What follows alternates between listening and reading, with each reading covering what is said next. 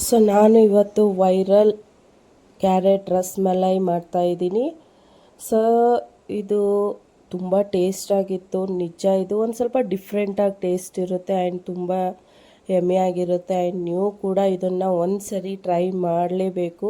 And ಇದು ತುಂಬ viral ಕೂಡ ಇದೆ. ಫಸ್ಟು ನನ್ನ ಮಗನ್ನ ನಾನು ಇವಾಗ ಮಲಗಿಸ್ಬಿಟ್ಟಿದ್ದೀನಿ. ಸೊ ಇವಾಗ ಟೈಮು ನೀವು ನೋಡ್ಬೋದು 12 ಗಂಟೆಗೆ ಇನ್ನೊಂದು 10 ನಿಮಿಷ ಕಮ್ಮಿ ಇದೆ ಅಷ್ಟೇ.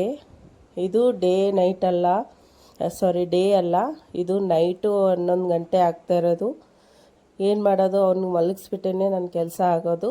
ಸೊ ನಾನು 1 ಲೀಟ್ರನ್ನ ಫುಲ್ ಕ್ರೀಮ್ ಮಿಲ್ಕ್ನ ನಾನು ತೊಗೊಂಡಿದ್ದೀನಿ.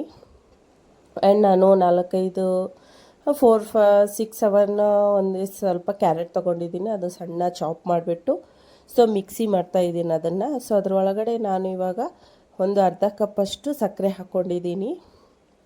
ಆ್ಯಂಡ್ ಇನ್ನೊಂದು ಕಡೆ ಏಲಕ್ಕಿ ಇದೆಯಲ್ಲ, ಅದು ಒಳಗಡೆ ನಾನು ತೆಗೆದ್ಬಿಟ್ಟು ಅದ್ರ ಮೇಲೆ ಇದು ಇರುತ್ತಲ್ಲ ಅದು ಪೀಲ್ ಮಾಡಿಬಿಟ್ಟು ಅದನ್ನು ನಾನು ಹಾಲಲ್ಲಿ ಹಾಕಿಬಿಟ್ಟಿದ್ದೀನಿ. ಸೊ ಒಳಗಡೆ ಇರೋದು ನಾನು ಈ ಕ್ಯಾರೆಟಲ್ಲಿ ಹಾಕ್ಬಿಟ್ಟು ಗ್ರೈಂಡರ್ ಮಾಡ್ಕೊತಾ ಇದ್ದೀನಿ. ಇದನ್ನು ಹಾಗೆ ಮಾಡಿದರೆ ಸಣ್ಣ ಆಗಲ್ಲ. ಸೊ ಇದ್ರೊಳಗಡೆ ನಾನು ಒಂದು ಸ್ವಲ್ಪ ಮಿಲ್ಕ್ ಹಾಕ್ಕೊಂಡ್ಬಿಟ್ಟು ನಾನು ಇದು ಮಾಡ್ಕೊಂಡಿದ್ದೀನಿ. ಸೊ ಅದನ್ನು ನಾನು ವಿಡಿಯೋಯಲ್ಲಿ ಸ್ಕಿಪ್ ಆಗಿದೆ. ಸೊ ಸ್ವಲ್ಪ ಹಾಲು ಹಾಕ್ಕೊಂಡ್ಬಿಟ್ಟು ಸಣ್ಣ ಗ್ರೈಂಡ್ ಮಾಡ್ಕೊಳ್ಳಿ. ಇನ್ನೊಂದು ಕಡೆ ನಾನು ಸಣ್ಣ ರವೆ ಇದೆಯಲ್ಲ ಅದನ್ನು ಚೆನ್ನಾಗಿ ತುಪ್ಪ ಹಾಕ್ಕೊಂಡು ಹುರ್ಕೊತಾ ಇದ್ದೀನಿ.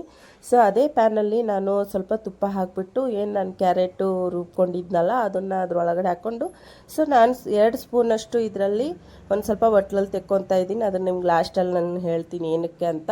ಸೊ ಇದನ್ನು ನಾನು ಚೆನ್ನಾಗಿ ತುಪ್ಪ ಒಳಗೆ ಇದನ್ನು ನಾನು ಫ್ರೈ ಮಾಡ್ಕೊತಾ ಇದ್ದೀನಿ.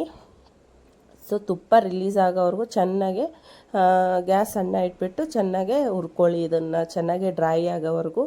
ಸೊ ತುಪ್ಪ ಇದೆಯಲ್ಲ ಅದು ಚೆನ್ನಾಗೆ ಬಿಟ್ಕೋಬೇಕು. ಅಷ್ಟರವರೆಗೂ ಚೆನ್ನಾಗೆ ನಾನಿಲ್ಲಿ ಫ್ರೈ ಮಾಡ್ಕೊತಾ ಇದ್ದೀನಿ.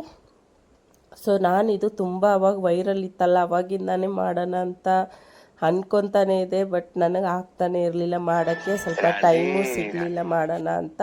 ಸೊ ಫೈನಲಿ ಇವಾಗ ಸಿಕ್ಕಿದ್ದು. ಸೊ ಮಾಡ್ತಾಯಿದ್ದೀನಿ, ನಿಮಗೂ ಕೂಡ ನಾನು ಇದನ್ನು ಶೇರ್ ಮಾಡ್ತಾಯಿದ್ದೀನಿ. ಸೊ ನಾನು ಇದರಲ್ಲಿ ಡ್ರೈ ಫ್ರೂಟ್ ಏನಂದರೆ 1-2 ಸ್ವಲ್ಪ ಬಾದಾಮ್ ತೊಗೊಂಡಿದ್ದೀನಿ, ಪಿಸ್ತಾ ತೊಗೊಂಡಿದ್ದೀನಿ. ಅದು ನಾನು ಕಟ್ ಮಾಡೋಕ್ಕಾಗಿಲ್ಲ, ನಾನು ಮಿಕ್ಸಿಯಲ್ಲಿ ಮಾಡ್ಕೊಂಡ್ಬಿಟ್ಟು ಸೊ ಏನು ಹಾಲು ಕುದಿಯೋಕ್ಕಿಟ್ಟಿದ್ನಲ್ಲ ಆ ಹಾಲಲ್ಲಿ ನಾನು ಹಾಕ್ಕೊತಾ ಇದ್ದೀನಿ.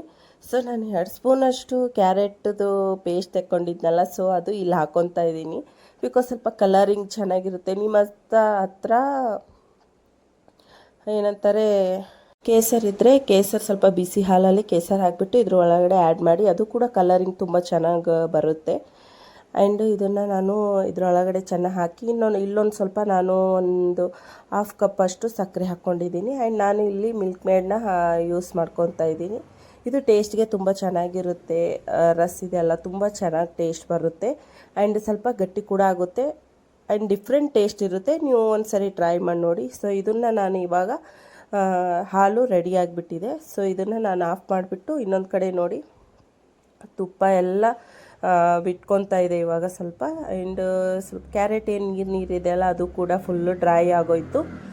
ಸೊ ಇದನ್ನು ನಾನು ಚೆನ್ನಾಗೆ ಹುರ್ಕೊಂಡ್ಬಿಟ್ಟಿದ್ದೀನಿ. ಇದು ಈ ಥರನೇ ನೀವು ರವೆ ಇದೆಯಲ್ಲ ಸಣ್ಣ ಹಾಕ್ಬಿಟ್ಟು ನಿಜ ನಾನು ಆ ಥರನೂ ಟೇಸ್ಟ್ ಮಾಡಿ ನೋಡಿದೆ. ಅದು ಫುಲ್ಲು ಡಿಫ್ರೆಂಟ್ ಕೇಸರಿ ಬಾತ್ ಥರನೇ ಇತ್ತು, ಅಷ್ಟು ಟೇಸ್ಟಾಗಿತ್ತು. ಆ್ಯಂಡ್ ನೀವು ತಿಂದು ನೋಡ್ಬೋದು, ಈ ಥರನೂ ಕೇಸರಿ ಬಾತ್ ಮಾಡ್ಬೋದಾ ಅನಿಸ್ಬಿಡ್ತು ನನಗೆ.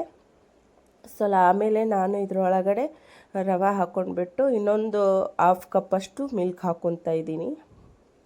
ಆ್ಯಂಡ್ ಒಂದು 2 and 3 ಸ್ಪೂನಷ್ಟು ನಾನು ಇದರೊಳಗಡೆ ತುಪ್ಪ ಹಾಕ್ಬಿಟ್ಟು ಆ್ಯಂಡ್ ಚೆನ್ನಾಗೆ ಮಿಕ್ಸ್ ಮಾಡ್ಕೊತಾ ಇದ್ದೀನಿ. ತುಪ್ಪ ನಾನು ಹೋಮ್ ಮೇಡ್ ಇದೆ, ನೀವು ಔಟ್ಸೈಡ್ದು ಯೂಸ್ ಮಾಡ್ಕೋಬೋದು. ಸೊ ನಾನಿಲ್ಲಿ 3 to 4 ಸ್ಪೂನ್ ನಾನು ಹಾಕ್ಕೊಂಡ್ಬಿಟ್ಟು ಚೆನ್ನಾಗೆ ಇದನ್ನು ಕೂಡ ಚೆನ್ನಾಗೆ ಗಟ್ಟಿಯಾಗಿಬಿಡುತ್ತೆ. ರವೆ ಹಾಕ್ಕೊಂಡ ತಕ್ಷಣ ಹಾಲೆಲ್ಲ ಇದು ಮಾಡ್ಕೊತಾ ಸೋಕಾಗಿಬಿಡುತ್ತೆ ಚೆನ್ನಾಗೆ. ಇದರೊಳಗಡೆ ನಾನು ಇವಾಗ ಚೆನ್ನಾಗಿ ಫ್ರೈ ಮಾಡ್ಕೊತಾ ಇದ್ದೀನಿ. ರವೆನ ಇದನ್ನು ಹಾಕಿಬಿಟ್ಟು ಚೆನ್ನಾಗೆ ಮಿಕ್ಸ್ ಮಾಡಿಬಿಟ್ಟು ಒಂದು ಸ್ವಲ್ಪ ಹೊತ್ತು ಡಕ್ ಮಾಡಿ ಇಟ್ಬಿಡಿ, ತುಂಬ ಗಟ್ಟಿಯಾಗಿಬಿಡುತ್ತೆ.